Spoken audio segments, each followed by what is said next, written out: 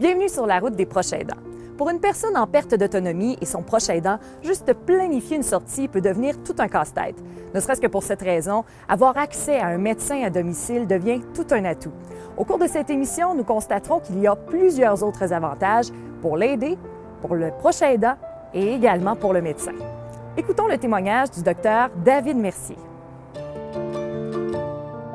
Bien, le rôle du médecin auprès de l'aider, c'est de faire le suivi puis le traitement des problématiques. Aussi de faire de la prévention, donc de prévenir les chutes des patients, de prévenir des hospitalisations, des déplacements à l'urgence. Bien, la clientèle qui bénéficie du suivi à domicile, c'est les patients en perte d'autonomie. Donc, soit les patients plus confinés à la maison, qui ont plus de difficultés à se déplacer, ou les patients que l'organisation d'un déplacement pour venir au bureau est plus problématique, soit parce qu'ils ont plus de douleurs, soit parce qu'ils ont de l'oxygène. Donc, c'est plus problématique. Donc, c'est ceux-là surtout qui bénéficient du suivi. Pour entrer en contact avec moi, les patients à domicile ont l'avantage d'avoir des intervenants souvent qui sont déjà impliqués, donc travailleuses sociales, les infirmières des soins à domicile. Et à ce moment-là, ces intervenants-là font l'évaluation et peuvent me contacter à ce moment-là. Puis pour moi, c'est plus facile de me faire une idée. Est-ce que c'est plus pressant que je me déplace? Est-ce que je peux faire des interventions sans avoir à me déplacer? Donc, par les intervenants qui sont déjà impliqués, ça fait cette porte d'entrée-là qui est plus facile. Mais ils peuvent quand même, la famille, appeler ma secrétaire puis aviser d'une situation. Puis c'est toujours possible aussi, là. Mon approche à la maison par rapport à la clinique est différente et particulière dans le sens où, premièrement, on est plus centré sur l'aspect social, environnemental du patient, considérant que souvent, c'est pas nécessairement seulement des visites quand ça va pas bien, mais des visites de suivi, donc de faire des préventions, de discuter avec la famille. Les avantages que je vois à aller rencontrer les gens, bien, je pense, il y a la proximité avec la famille, puis ça permet une certaine ouverture qui est moins là dans le temps de bureau. Là, on est dans l'environnement du patient. Il y a plus d'espace, qui fait qu'entre autres, bien, des fois, la famille va nous parler avant qu'on aille examiner le patient qui est dans le salon ou dans sa chambre. Donc, il y a une certaine ouverture pour parler de certaines difficultés, des fois qui sont moins à l'aise de parler devant le patient. Ça se prête un petit peu moins au bureau. Puis un autre avantage, c'est ça, de voir l'environnement, de pouvoir voir un peu des problématiques qui pourraient survenir, des escaliers quand le patient est très, très, très essoufflé, des risques de chute, tout ça. Fait que c'est sûr qu'il y a beaucoup d'autres intervenants qui sont là aussi, mais de voir vraiment la maison, puis comment c'est organisé, puis la famille, ça facilite, je pense, aussi le suivi puis les contacts entre les intervenants, d'être capable de comprendre vraiment la même chose parce qu'on a vu comment c'était à la maison, hein.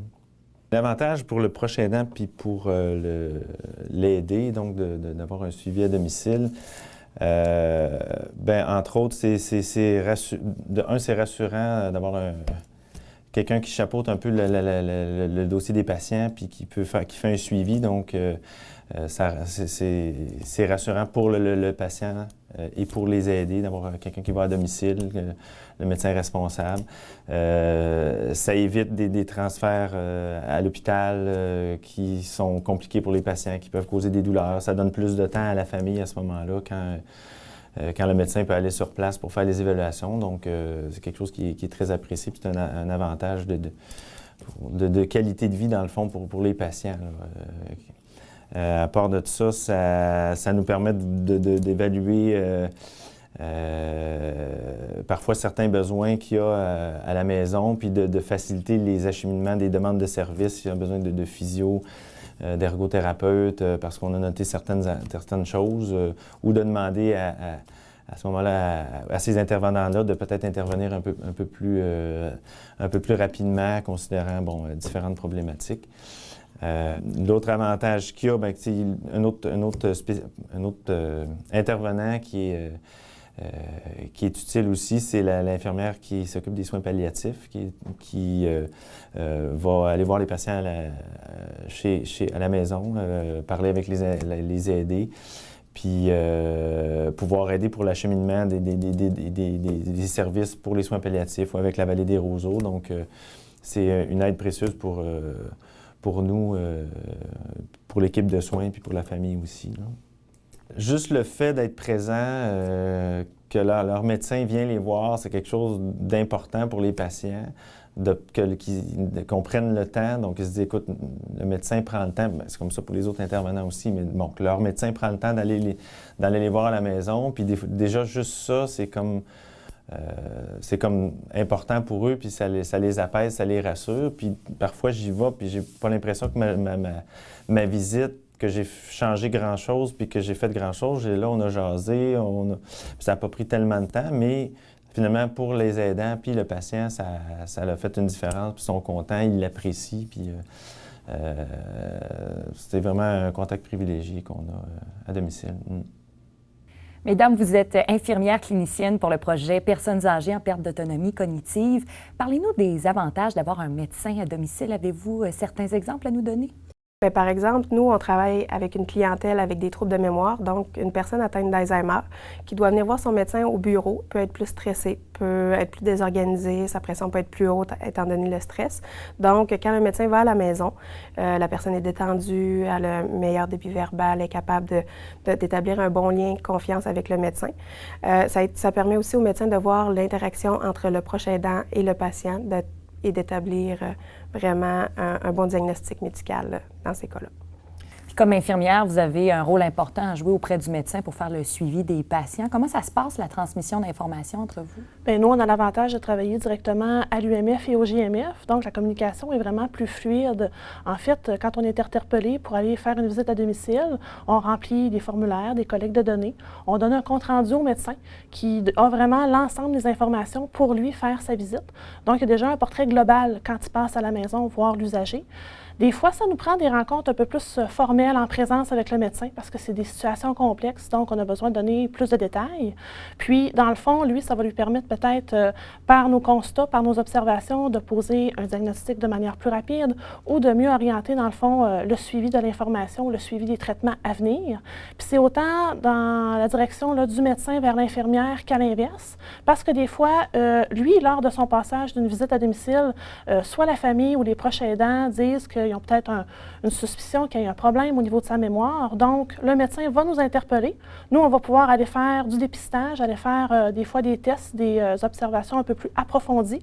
On va lui rapporter l'information, puis ça va faire en sorte qu'il va avoir vraiment un ensemble plus complet d'informations pour pouvoir poursuivre le suivi là, du traitement.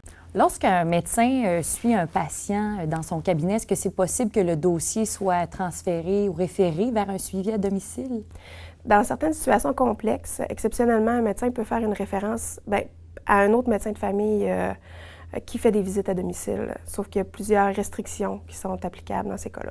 Il faut vraiment faire la preuve que lorsqu'on va sortir l'usager du domicile, il va y avoir de la désorganisation, ça peut être perturbant sur plusieurs jours, il peut y avoir vraiment des impacts fonctionnels importants.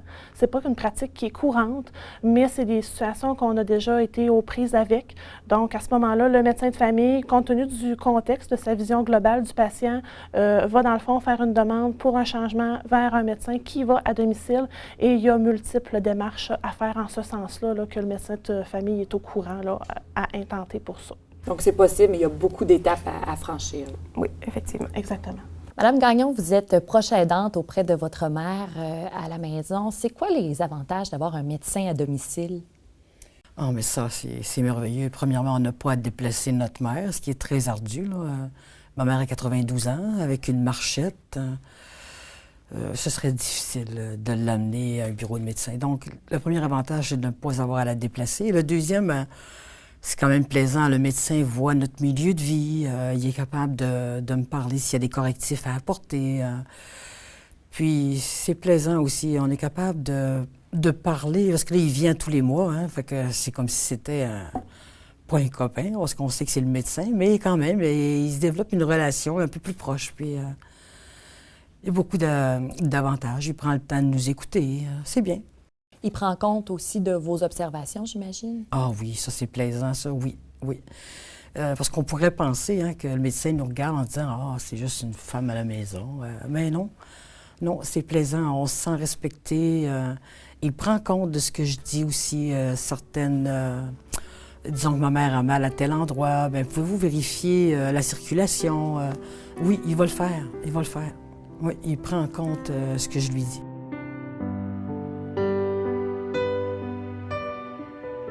Nous savons maintenant que le rôle du médecin à domicile est très important pour le proche aidant et pour la personne aidée. Au-delà des soins, il y a ce côté humain si essentiel et tellement rassurant pour les bénéficiaires.